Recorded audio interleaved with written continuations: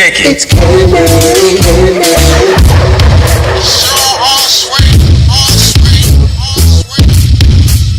She's just so candy.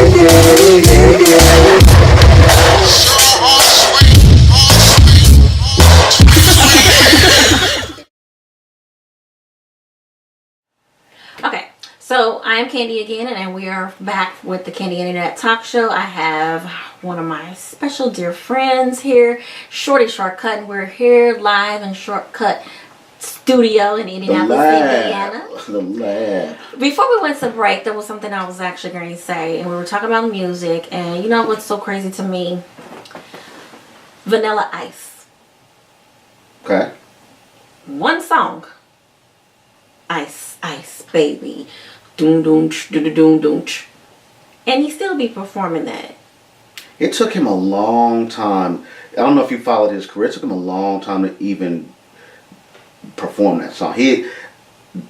Because remember, you know, he had gotten some, like Eminem came in and basically crushed him. Just like all the, white rappers. Yeah. You know, just like, oh no, you know, Eminem came in there and did the thing, and it's like everybody else who was trying to do the thing. Hey, I'm even going back to Marky Mark. I love me some Marky Mark. Yes, yes.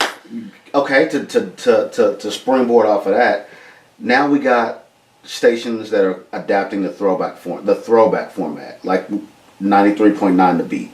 Mm-hmm. When they hit the scene, was it last year? It was like the talk of the town. Like everybody was like, yeah, this is what we. I remember because we actually advertised on there, and it was like they had no ratings, so the advertisements were cheaper. But I mean, people were talking about it on the internet, like, man, you got to hear this radio station. They playing all the old school stuff. They playing, and that might be a place to start to try to see if we can leverage some of the local talent here. You know, because we've all got some throwbacks. I got some throwback classics that are local throwbacks. Maybe we can get them to do a local throwback show, and I think their format is a little less controlled than like a Radio One or whatever. I think they have more flexibility to do specialty shows like that. Okay. So maybe we can look into that. I think people have to start liking each other's posts, like the Candy Show posts. Like if you like what you seeing and hearing, forward it. Use social media just to blast it to all your friends. If you have an internet radio station, put it in the comments, and then you know people can start finding resources within other people's resources. Start networking more. Yep. And you know, I scratch yours, you scratch mine. I'll help you, you help me, and that's basically how we can. Let's be honest.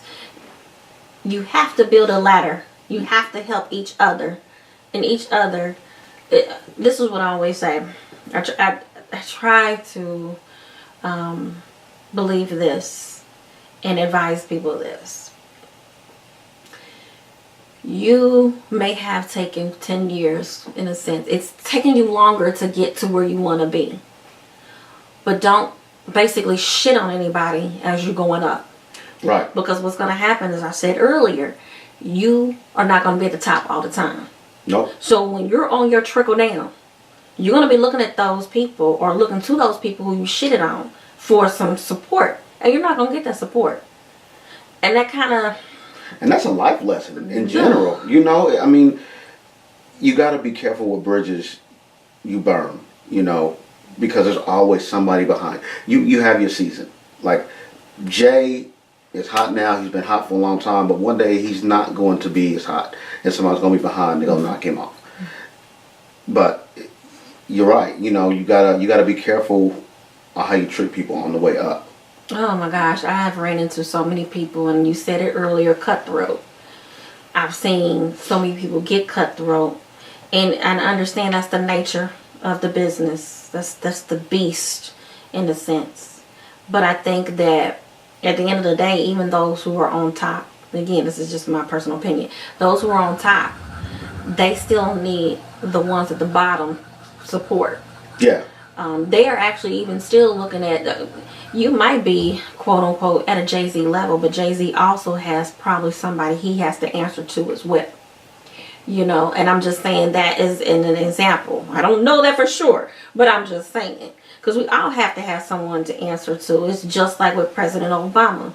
Because he was a president doesn't necessarily mean that he had to make, he made all these decisions and he didn't have someone he needed to go to first for approval. Yeah. So, I mean, at the end of the day, that's one of my pet peeves, is people shitting on people as they're trying to make their name for themselves, or those who are out there that are crazy shitting on people want to act like their shit don't stink. Yes, I've used the word shit because it's exactly what it makes you feel like.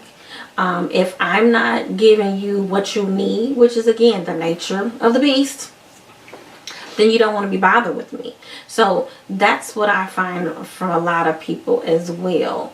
And it's kind of hard for the women to make it in the business as well, especially if you're pretty. It's even double hard. So I think that once you gather a team and you become as one, you help each other, I think we could be a better city. We can make our mark here.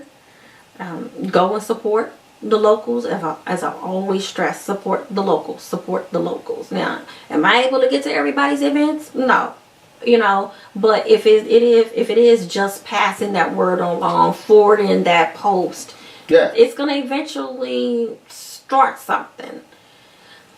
I think and this is not a political statement or a whole thing about what, but we as a people, we have to tighten up. Like we can't wait for things to happen for us. We have to do good business practices. Like, if you say you're going to do something, then do it.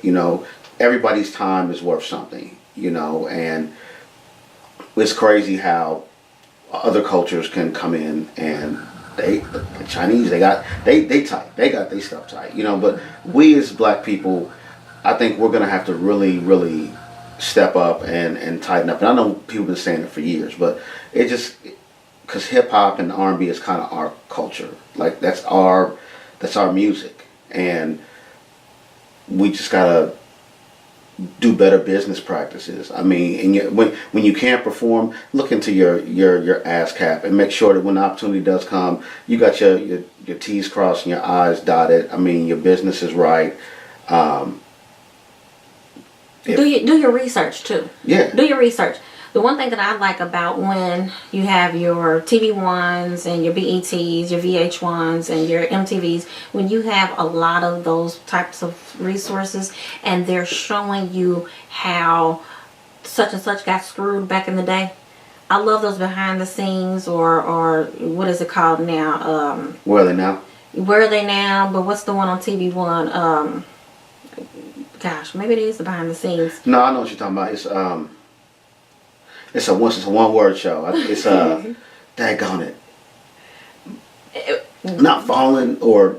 But what it is that they show so many stories of the national recording artists and how they came into the business, how they even broke up, where they're at now. I love those shows. I do too, and it's like.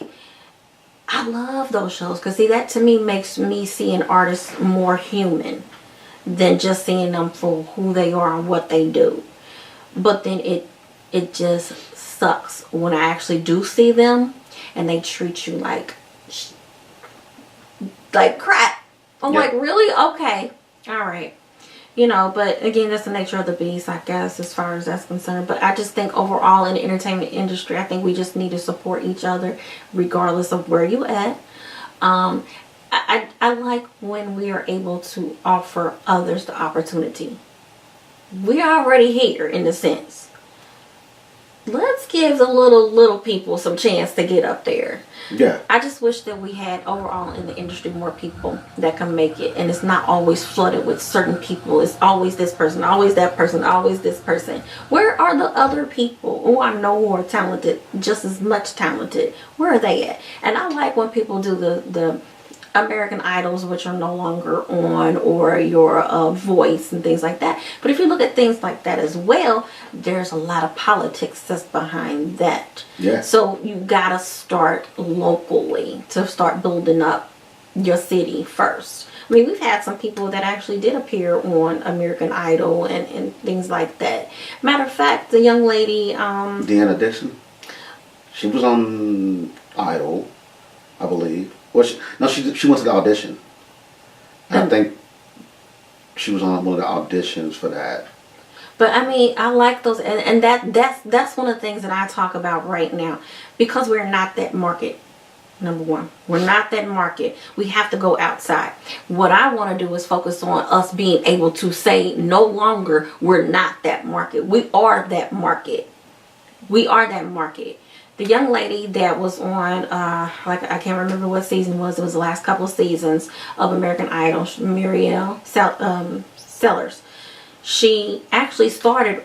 She was performing on our first hair and fashion show. She was little, singing her and her sister gospel. It was awesome. And for me to see her on American Idol and made as far as she did, I was just like, oh my gosh, we gotta support her. And then what's the other guy? Josh, the other guy that won him, was he American Idol? The Voice? I think it was Josh Rogan or something like that. Yeah, I mean, it's unfortunate, yes, that we do have to go outside. But I want to say we are the market. I don't want to have to keep saying we're no longer the market. I want us to come together collectively as the city and do that. And utilize because I mean, there are people, like, and I'm just talking in general, that have made it from here. You know, like, whether it's in the music industry or country or something, there are people that are making it here. There are people that, you know, you would never know that such and such went to IU and they're from here and they went to go work on the set of some movie. Yeah. Or like even Slick 23, he's from here. Well, not originally, but he grew up here and he's in Atlanta doing his